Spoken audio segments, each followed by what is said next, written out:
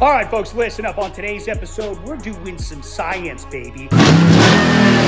We're going to see if running E85 is actually better for the environment, and does it give you a competitive advantage at the smog shop. On a sniffer test, that result would probably be better. Greetings and oh my God, salutations, fellow degenerates. Now look, if you followed the channel long enough, you know that I've become quite the disciple of ethanol and E85. It burns better, it burns cooler, and you make more power on it. Mega powers, yeah! But I have had a sneaking suspicion that perhaps running E85 could create less emissions, which if you happen to live in a state like California and you have to get tested every so often, that might provide some benefits to you. And more importantly, the environment, because we care. The power is yours. So today we're doing two things. We're gonna install another one of those awesome EFLEXFUEL kits, and today we're actually doing it on my man Xander's Land Cruiser here. And then two, we are actually going to go to an EPA certified manufacturer testing facility. We're gonna test to see, does E85 actually give you a positive benefit to the environment? By the way, if you wanna support this channel, you like the stuff that we're doing, shop-worldwide.com is actually live now. I know I've said it for years, finally just pulled the trigger. Took you long enough. It's a simple website right now. You can get yourself some hats, some shirts. Show the people around you that you got that absolute hog in your car, baby. And you get to support us doing dumb stuff, because you know what? With a little more funding, we could get a lot more reckless. Anyway, we should get to work today. Ladies and gentlemen, this is Xander. Xander's a person that does most of the shooting and editing around here, so you can thank him if it looks good, or you can blame him if it doesn't. Let's be nice. We don't have to go there. It's also my fault, but yeah. Anyway, what do we got here? So this is my 1991 Toyota Land Cruiser. It's basically stock other than 32-inch tires, a bed platform, and a roof rack, but it's got 413,000 miles on it. What was that? 413. God damn. So, totally stock, engine's never been opened up. Not that I know of. Okay, what kind of fuel mileage do you get right now? About 11. Not too bad. It's probably a little underpowered, right? Came stock with 150. Give or take 100 by now. I think the 0 to 60 is like 18 seconds. Does this actually pass California emissions? No. Yeah. This is a good test bed, but is this thing full-time four-wheel drive? Full time. Really? You don't have a switchable transfer case? Nope. Okay, that might make it a little difficult for the second test, but that's okay. We have another option. By the way, comment below if you think this thing needs a supercharged LS or a big block.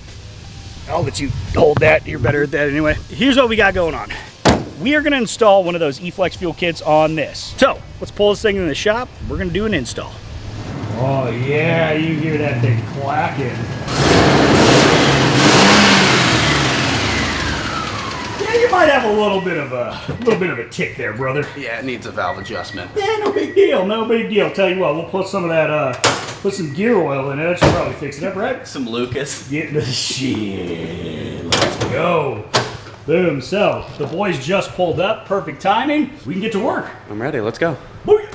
All right, another familiar face on the channel. We got my man, Yes Vin. He's back in action. He has been our Sherpa for all of these EFLEXFUEL kits installs because, well, he's the man. I'm gonna let you explain the system here because you know this like the back of your hand, but I already know this. It's super simple. We got our eFlex Plus control unit, which is the main computer that pretty much piggybacks into the fuel injectors. It controls duty cycle based off ethanol content, which we'll get live from this OEM Continental sensor. Besides that, we have our connectors here that are meant to be quick disconnect, just to add that E-sensor in there. Snip the line, you get additional line, you can clip into that, and then you can also clip into your stock fuel system there. This kit is super plug and play. What's the first step here? What are we gonna do? So we're gonna go ahead and locate the fuel line and the fuel rail, split that, add our ethanol sensor in between, access the fuel injector connectors, and piggyback, do our continuity test, and that's it. It's stupid simple. If I can figure it out, you can figure it out. Let's get to work. Let's do it.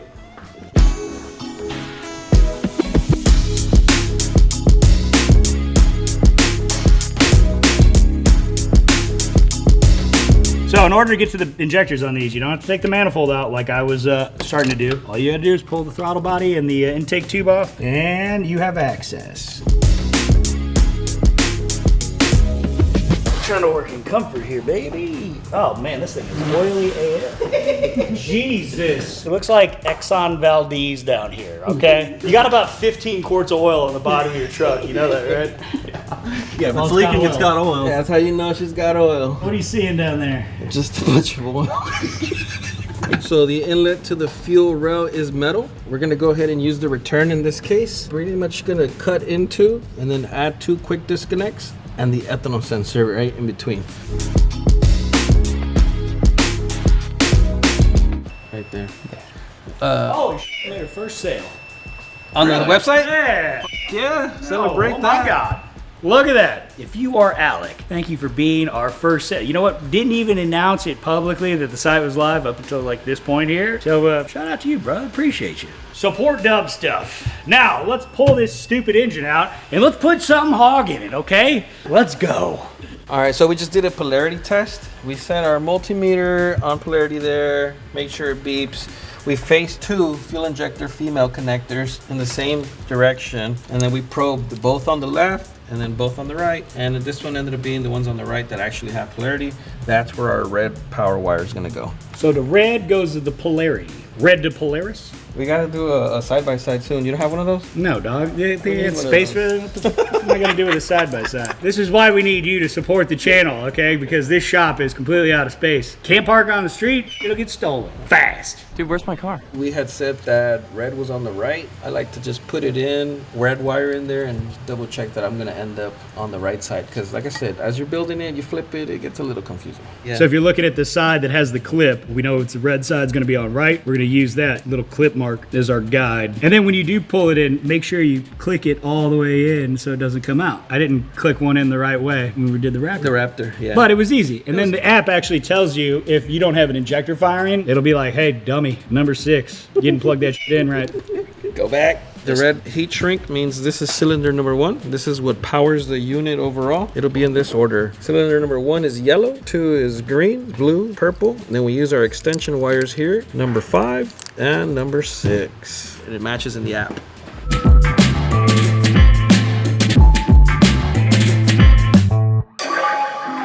Cumming swap it. We did that to Scotto's Land. Rover? Yeah. How did that go? It only took like 8 years. Scotto things. Brian, if you're watching this, get your life together. Look, you know what? I should actually make a thing on the website where you can get donations that basically pay for Scotto's rehabilitation, which is just me and the boys going down there and, you know, hog tying him and just beating him. Selling off shit on Marketplace while he's watching. Yeah. It's like Joe Pesci, that scene from Casino. Like, look at it!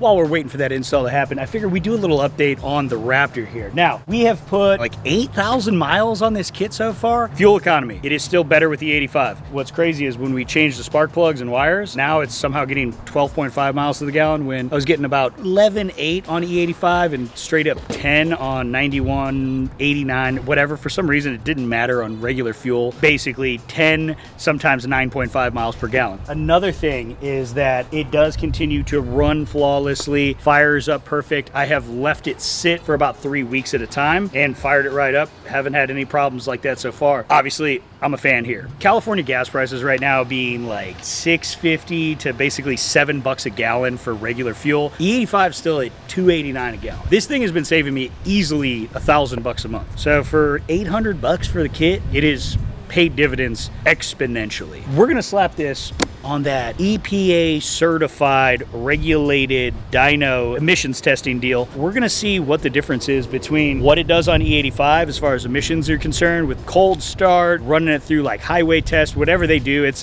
pretty extensive. Then we're gonna fill it up with 91 and we're gonna run it on that. We're gonna see what emissions actually come out of this thing. And I think we'll get a really nice result because we have new exhaust on it, so it's not like old cats that are all backed up. Because this is the big question. Is it better for the environment and is it better for your smog testing to be on E85?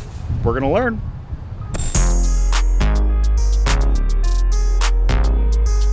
All right, going to a quick check-off list. You got a ground in there, fuel injectors are plugged in, and you got the ethanol sensor plugged in, and an ambient temperature sensor that just sits right next to the block. Fuel lines are closed, doesn't seem to be leaking. Let's go. All right, so first fire up here.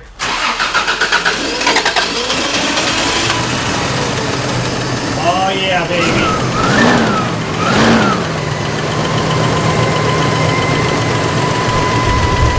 All right, it's running.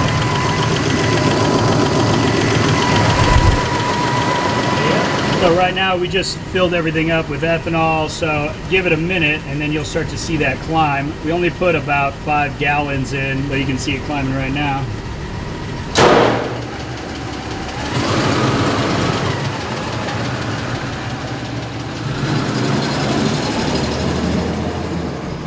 All right, so while we wait for Xander to put some miles on that thing and actually do some math calculations and see if there's any effect on his fuel mileage, let's go take the Raptor over and let's see if this thing is actually less of a polluter on the E85 versus the 91.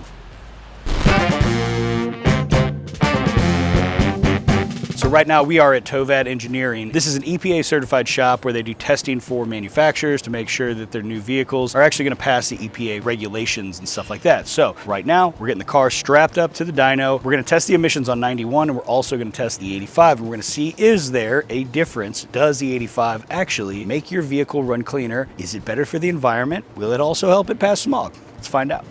All right, so explain what we've got here. And this looks like a dyno, but I would assume that it's got some special stuff going on. This is what GM or Ford would use in their facility. The information we're going to get is what they would submit to EPA and CARB to be completely certified. What are the pollutants that we'll see coming out of there? What do you normally test for? The basic ones are hydrocarbon, carbon monoxide, NOx, and CO2. We got it all loaded in there. We've got the weight set on the dyno. He's just going to jump in and follow a specific trace. At the end of it, we'll have some numbers. Science, let's go. Right now, we are at 80% ethanol in this. Not too bad for pump. Parker's in there in the truck following this graph with the throttle at. So this is like the speed that he needs to keep. Trace speed. It's a 3-phase test. The first 500 seconds, typically a cold start.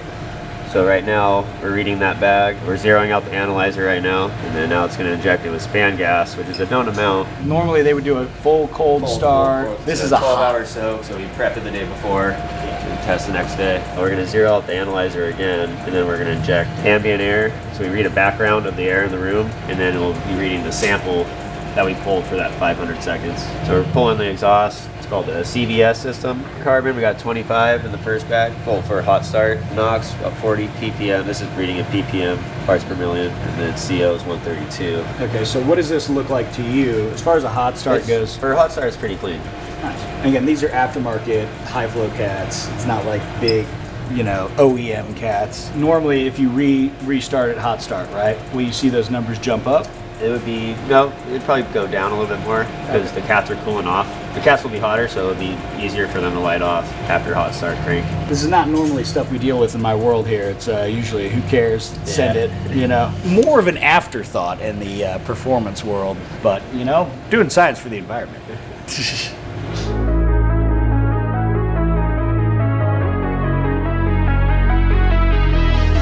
So what are we seeing on final results? So for hydrocarbon, 0.1 grams, CO 0.8, NOx 0.7. On E85, all right, rock and roll. So now we got to switch over to 87, and then we'll see what we get.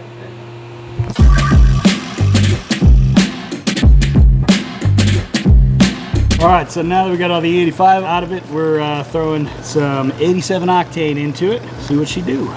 Now that we've got the 91 and we're about to start the next test, we actually have to wait because we changed the fuel. The sensors in the room are so sensitive that it's picking up these like crazy spikes. So we basically got to air the room out here. That's how precise this test is. So we are not bullshitting here. We're showing you real deal data. If it's better, it's better. If it's worse, it's worse. You're going to see firsthand, but I had no idea that it would be that sensitive. Like we even had to bring the fuel jugs out of the building here because it was like throwing everything off. Crazy.